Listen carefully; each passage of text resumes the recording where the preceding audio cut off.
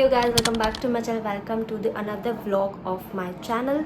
So today's video is not so fancy और आज का दिन बहुत सिंपल और सॉर्टेड रहने वाला है. मेरा डेली रूटीन क्या है मैं वही सब शेयर करूँगी. मुझे बहुत थोड़ा अजीब सा आज आलस सा लग रहा था तो मैंने सोचा कि मैं व्लॉग भी करती हूँ और जिससे मुझे प्रोडक्टिव भी लगेगा और मुझे बहुत सारे काम भी करने हैं अपने. पर वही है ना, अभी दिवाली थी तो दिवाली के टाइम पे बहुत ज़्यादा साफ़ सफाई हुई है, खाना पीना हुआ है, तो अभी तबीयत भी थोड़ी ऊपर नीचे चल रही है क्योंकि मुझे अभी थोड़ा सा कोल्ड भी हो गया है और फीवर भी चल रहा था. पर वही है कि कितना ही आलस करोगे ना, तो मैंने सोचा कि बस आज मैं बस फ़ोन उठाती हूँ, व्लॉग स्टार्ट करती हूँ ताकि मेरा जो दिन है वो थोड़ा सा प्रोडक्टिव भी रहे और मैं आपके साथ शेयर भी करूँ कि मैं दिन में क्या क्या कर रही हूँ. तो बिना किसी देरी के हम स्टार्ट करते हैं आज का व्लॉग. ये मैंने सोचा है कि मैं बस अपना थोड़ा स्टडी टेबल सेट करूँगी अभी और मैं पढ़ने बैठूँगी क्योंकि पढ़ने का टाइम हो गया है तो पढ़ना तो पड़ेगा ही. थोड़ा सा वो मैसअप हो गया है अभी, तो मैं आपको दिखाती हूँ वो कैसा दिख रहा है. मेरे स्टडी टेबल की हालत ऐसी है, मतलब ज़्यादा तो बेकार नहीं हुआ है पर हाँ थोड़ा बहुत यहाँ पे पढ़ना है मुझे, तो पढ़ने के हिसाब से मुझे थोड़ा सेट करना पड़ेगा. तो मैं वो सेट करने के बाद मैं बस अब पढ़ने बैठती हूँ. मेरा स्टडी टेबल है थोड़ा सा सेट दिख रहा है, थोड़ा सा पढ़ने के लिए स्पेस भी बन गया है. और हाँ ये सब जो दिख रहा है आपको थोड़ी सी ऐसे जहाँ पे दाग दाग और थोड़े स्टेन्स दिख रहे हैं, वो जो है वो मैं कभी कभी टेबल पे बैठ के DIY करती थी, अपनी वीडियोस बनाती थी, तो उस चक्कर में जो वाइट कलर का मेरा जो ये टेबल क्लॉथ है वो उसके चक्कर में थोड़ा सा गंदा हो गया. तो उसको माइंड मत करें, ये मैं सोच रहा कि क्लीन नहीं है. मैंने इसको बहुत ज़्यादा मिटाने की कोशिश की पर ये मिट ही नहीं रहा है. आपके पास कोई सोल्यूशन होगा तो प्लीज़ मुझे बताइएगा. तो बिना किसी देरी के अभी हम पढ़ने बैठते हैं. Let's start.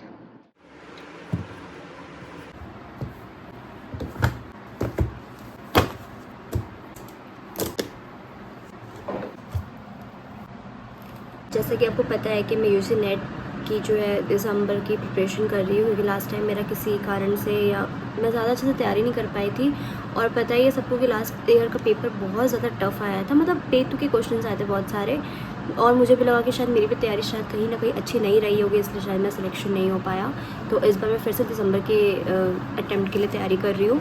और कोई मुझे फॉलो करता होगा पुराना तो जनरली उसको पता ही होगा.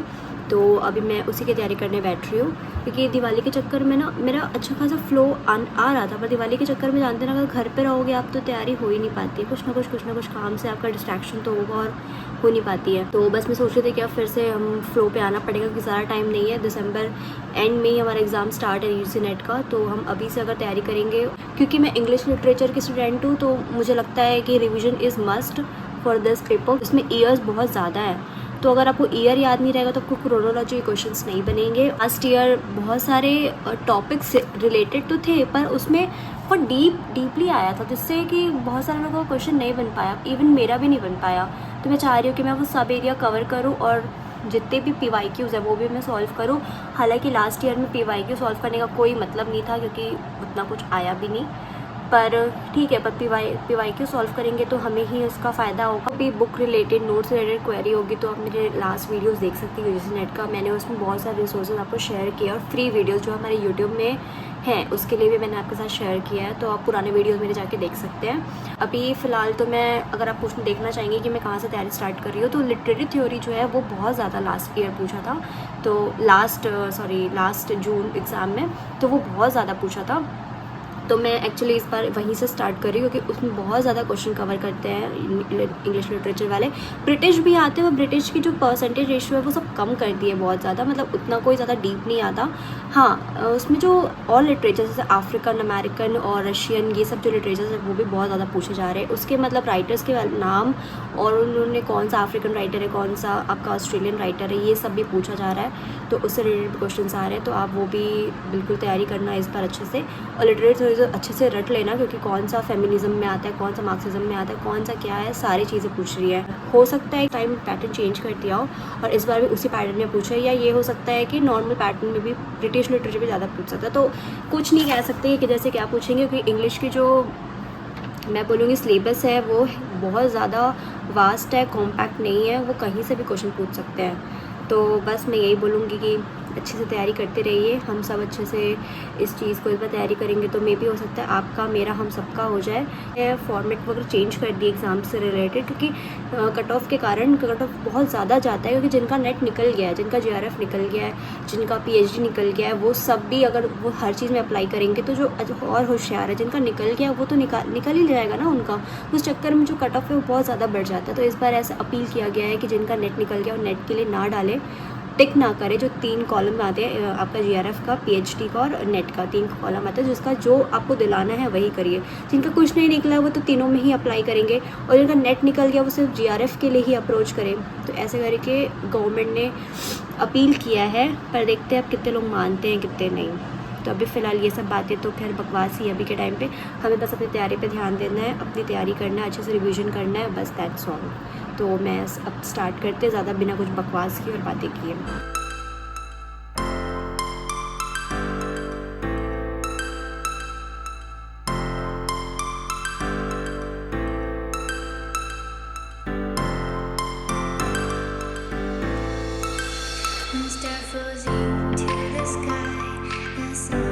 आपने जो भी मेरे वीडियोस में देखा उसमें आपको लगता होगा कि मैं क्या लिखती हूँ, मैं क्या लिखते रहती हूँ, तो सबके साथ ना एक अपना एक प्लस पॉइंट होता है, ठीक है। किसी किसी को वीडियोस देख के उसको बार बार बोलने में याद हो जाता है, किसी को जो वीडियोस देखते हैं उसको लिख कर याद होता है, किसी को कोई चीज़ पढ़ रहे उसको एज इट इज़ उतार के अगर लिखता है कोई अपनी कॉपी में तो उसको वैसे याद होता है। तो मैं भी कुछ उस टाइप की हूँ कि मैं कुछ वीडियो देख रही हूँ या कुछ भी मैं पढ़ रही हूँ तो मैं उसको क्या करती हूँ, कॉपी में लिख लेती हूँ। कभी कभी मैं एज इट इज़ उतार देती हूँ, क्योंकि मुझे ऐसा लगता है कि मैं अगर लिखी हूँ तो मुझे पता नहीं कैसा होता है कि मेरे को याद हो जाता है। तो मैं कभी कभी क्या करती हूँ, कोई वीडियो देखती हूँ, कुछ पढ़ रही हूँ तो उसकी की पॉइंट्स उठा के मैं अपने इस टाइप से लिखती हूँ कि मैं अगर कभी पढ़ूँ तो मुझे याद आ जाए। सबकी अपनी अपनी खासियत होती है, पर हाँ मैं सबको ये ज़रूर सजेस्ट करूँगी कि आप लिख कर अगर याद करेंगे या लिख कर अगर समझ के पढ़ेंगे अपने खुद के हिसाब से कि आपको किस टाइप से समझ में आता है, आप क्या लिखते हैं, क्योंकि आपने जो लिखा है वो आपको ही समझ में आएगा, किसी और को समझ में आएगा नहीं, आप मुझे समझ में आएगा। ये बोलती हूँ कि अगर आप लिख कर याद करेंगे या लिख कर पढ़ेंगे तो आपको जल्दी याद होगा, और उसको जब रिविज़न के टाइम पर आप उसको याद करेंगे तो एक की पॉइंट से ना आपको वो जितनी भी एक पैरा की जो डिटेल है वो पूरी याद आ जाएगी, क्योंकि उसमें आपने क्या समझ के लिखा है वो आप जानेंगे और वो दिमाग में एकदम सेट हो जाता है। तो मैं आपको ये की पॉइंट बताना चाहूँगी कि आप जब पढ़ते हैं तो उसको आप लिख कर अगर पढ़ेंगे ना तो आपको जल्दी याद होगा, आपको रिवीजन करने के टाइम पर सच में बहुत ज़्यादा हेल्पफुल रहता है। अगर आप चाहते हैं कि मैं किस टाइप से नोट्स बनाती हूँ, मैं क्या लिखती हूँ और किस टाइप से एक्चुअली लिखना चाहिए, कुछ लोगों को सच में पता नहीं रहता है। मुझे भी एक्चुअली बहुत टाइम बाद समझ में आया कि किस टाइप से अपने रिविजन नोट्स बनाते हैं, ताकि हम रिविजन के टाइम पर एक्चुअली कोई बुक उठा के या पूरी 2-1 घंटे की जो लेक्चर रहती है उसको अपन देख तो नहीं सकते ना, तो किस टाइप से हम उसको शॉर्ट नोट टाइप का बनाते हैं रिविजन पर्पज़ के हिसाब से। जब हमारा एग्ज़ाम हो उसके 10 to 15 डेज़ पहले हम उसको पढ़ते रहे, 2-3-4 बार पढ़े तो हमें एकदम दिमाग में बैठ जाता है सच्ची में। और जब हम जाते हैं वहाँ पे अपना एग्ज़ाम देने तो वो जो पेज है पर्टिकुलर, आप जो पेज में लिख रहे थे पढ़े रहते वो आपके सामने पूरा ऐसे खुल जाता है। ये मैंने एक्सपीरियंस किया है, सच्ची बात बोल रही हूँ। तो मैं अगर आप चाहते हैं कि वो कैसे करते हैं मैं आपसे वो भी शेयर कर दूँ, प्लीज़ आप कमेंट करना मुझे कि वो कैसे करते हैं, कैसे नोट्स बनाते हैं। आप पहले सोचते हैं लोग ना अपने वॉल पे क्या क्या इतने बड़े बड़े चार्ट लगा के रखते हैं, बहुत सारे फ्लैश कार्ड। मैं आपको फ्लैश कार्ड दिखाती हूँ, इस टाइप के फ्लैश कार्ड्स रहते हैं, ये स्टिकी नोट्स फ्लैश कार्ड आप जो बोलो अपने लैंग्वेज में, ऐसे बहुत सारे रहते हैं। आप मतलब की पॉइंट्स के लिए यूज़ करते हैं जनरली ये। तो ऐसे बहुत सारे छोटे छोटे बहुत बड़े चार्ट्स में कुछ लिख कर बनाकर अपने अकॉर्डिंग रखते थे। सच में जनरली ये सब नहीं करती थी मैं, जनरली लोग करते भी नहीं हैं, बहुत ज़्यादा जो पढ़ते हैं वो लोग करते हैं, ऐसा कहते हैं पर ऐसा बिल्कुल नहीं है। ये क्या करता है, आपको हेल्प करता है लास्ट मिनट में। अगर कोई डेट, जैसे इंग्लिश वाले जो लिटरेचर वाले वो समझ सकते हैं मेरे ख्याल से ये चीज़, उसमें डेट्स बहुत ज़्यादा रहते हैं, बहुत ज़्यादा राइटर्स रहते हैं, बहुत ज़्यादा उसमें मतलब लिटरेरी टर्म्स रहते हैं, तो आपको सब चीज़ तो याद नहीं रहता ना, सबकी मीनिंग एकदम याद नहीं रहेगी, और उस चीज़ को याद रखने के लिए बहुत टाइम लगता है, जब तक आप रिविजन ये बहुत ज़्यादा चाहिए रहता है। और उसको आप अगर अपने डे टू डे लाइफ में यूज़ करोगे ना उस लिटरेरी टर्म्स को, तो आपको सच में याद हो जाएगा। अपने डेस्क के ऊपर चार्ट लगाते हैं, ऐसे फ्लैश कार्ड्स लगाते हैं, तो उसमें क्या करते हैं वो लोग अपने हिसाब से उनको जो याद नहीं होता है या उनको जो याद करना है, जो उनका एकदम इम्पॉर्टेंट है, वो लिख कर रखते हैं। मैंने भी लास्ट टाइम जब मैंने जून का दिया था तब मैंने बहुत सारे ऐसे रेडी करके रखे थे, और मुझे वो बहुत ज़्यादा हेल्प किया था। मेरे लिए थोड़ा सा डिफ़िकल्ट था, क्योंकि कुछ लोग क्या करते हैं कि वो लोग एक दो पॉइंट ऐसे एक दो वर्ड लिखते हैं, लेटर लिखते हैं, ऐसा करके लोग याद करते हैं। तो मेरे लिए थोड़ा सा वो डिफ़िकल्ट था, मेरे को उसमें नहीं समझ में आता था, तो मैं थोड़े से 1-2-4-5 वर्ड्स के एक लाइन ऐसे लिख कर रखती थी, तो मुझे याद हो जाता था। जैसे ब्रिटिश लिटरेचर का मैंने पूरा एक चार्ट बनाया था, वो 1066 AD से जब स्टार्ट होता है और लास्ट में आपका ये इंडिपेंडेंस वाला जो जितना भी रिवॉल्यूशन वगैरह जो होता है आपका, वो सब मैंने लिख कर रखा था, डे टू डेट लिखा था। और उसमें क्या क्या कौन कौन से वॉर कब कब हुए थे, कौन कब आया था, कब क्या हुआ था, एलिजाबेथन एज, जॉफ्रे चौसर और एक्सेट्रा जो भी था, पूरा रोमांटिक एज, सारे मैंने सब लिख के रखा था। इवन मैंने जो ना जैसे अफ्रीकन, ऑस्ट्रेलियन, ये सब लिटरेचर का वो सब का राइटर वगैरह सब मैंने लिख कर रखा था। अगर आप बोलोगे तो मैं सच में वो भी आपको दिखाऊंगी, आप मुझे कमेंट करना और मैं वो नोट्स आपके शेयर करूँगी कि आप कैसे लिख सकते हैं और आपको कितनी जल्दी याद हो जाएगा। तो मैंने वो भी लिख के रखा था। तो मैं बता रही हूँ ना, लास्ट टाइम मैंने जो बहुत सारी नई नई चीज़ें अप्लाई की थी अपने एग्ज़ाम के प्रिपरेशन में, जो मुझे बहुत हेल्प किया था, और मैं सोच रही हूँ कि इस बार मैं वही करूँगी, थोड़ा एक्स्ट्रा ऑर्डिनरी करूँगी। और मैं चाहती हूँ मैं सारी चीज़ें आपके साथ शेयर करूँ, इसलिए मैं ये मेरा व्लॉग का पर्पस यही है कि मैं आपके साथ भी शेयर करूँ। इसकी जो बहुत सारे एस्पिरेंट्स होंगे तो हम सब एक साथ एग्ज़ाम देंगे। मैं चाहती हूँ कि सबका निकले एग्ज़ाम मेरे साथ साथ। तो अब फालतू बकवास बहुत हो गई एग्ज़ाम के बीच में, सॉरी पढ़ाई के बीच में। तो अब हम फिर से अपने पढ़ने के लिए बैठ जाते हैं। Let's go.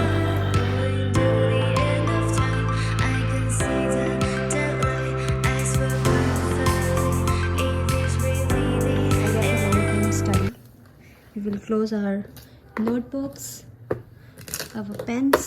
एक छोटा सा टी ब्रेक, क्योंकि अभी टाइम हो गया है 4 बज गए हैं, जैसे कि आपको मेरे पीछे दिख रहा होगा यहाँ पे 4:05 हो गया। तो हम छोटा सा टी ब्रेक लेंगे, क्योंकि पढ़ते पढ़ते ना ऐसे बहुत जब आलस लगने लगता है तो फिर नींद आने लगती है।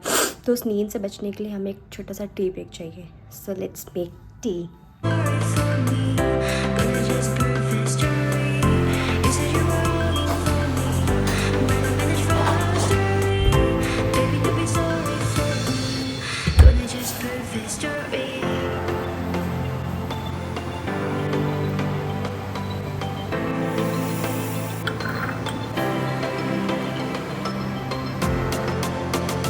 चाय पीते पीते आपको गार्डन एरिया में लेके आई, जो मेरा छोटा सा गार्डन एरिया।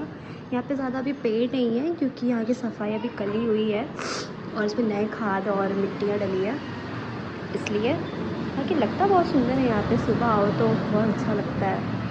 ये है हमारा पेड़ है, ये हमारा इधर मोहल्ला है, जहाँ से लोग आंटी अंकल सब हमें देखते रहते हैं। जब भी मैं ऐसे वीडियो बनाती हूँ तो देखते रहते हैं सब। और मैं यहाँ पे अपना चाय सिप कर रही हूँ। उसके बाद मैं सीधे अपने रूम में जाके बैठ गई थी पढ़ने, क्योंकि शाम का टाइम हो रहा था और मुझे आज ब्लॉग बना के ना बहुत ज़्यादा प्रोडक्टिव लग रहा था। Alright guys, that's the end of the today's vlog. I hope you enjoyed spending a chill day with me, from studying to relaxing and everything in between.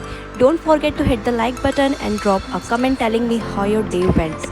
See you in the next one. Tab tak ke liye bye.